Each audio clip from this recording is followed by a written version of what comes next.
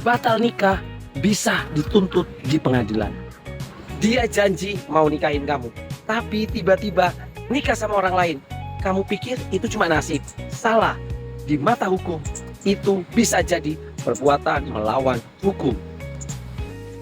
Ada seorang perempuan, sebut saja Dina. Selama 2 tahun, dia dijanjikan akan dinikahi oleh kekasihnya. Keluarga sudah kenal, bahkan sudah ada lamaran kecil-kecilan. Tapi ya, seminggu sebelum tanggal yang dijanjikan, si pria malah hilang dan muncul kabar dia menikah dengan orang lain. Dina syok, malu, sakit hati, dan kehilangan harga diri. Tapi yang jarang orang tahu, janji menikah yang dilanggar begitu aja bisa digugat secara hukum. Secara teori, janji menikah memang termasuk perikatan moral. Artinya, ia tidak serta-merta bisa dipaksa secara hukum seperti perjanjian jual beli.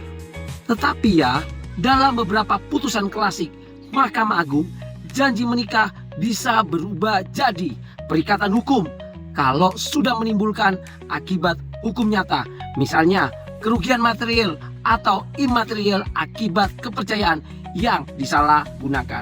Salah satu contoh adalah putusan MA nomor 321K/SIP tahun 1959 yang menegaskan bahwa janji kawin yang menimbulkan kerugian dapat digugat sebagai perbuatan melawan hukum. Dasar hukumnya pasal 1365 Kitab Undang-Undang Hukum Perdata.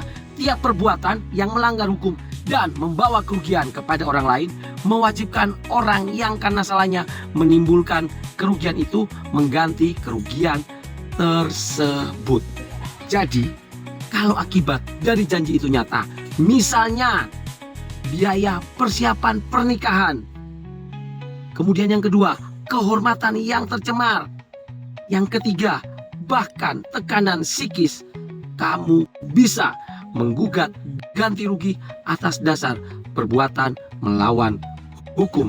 Orang yang membatalkan janji nikah secara sepihak tanpa alasan wajar bisa diminta tanggung jawab atas kerugian pihak lain. Gugatan bisa diajukan ke pengadilan negeri ya, bukan pengadilan agama, karena bukan sengketa perkawinan tapi perdata umum. Solusi hukumnya bagaimana? Simpan bukti-bukti janji, foto, lamaran, bukti transfer biaya persiapan.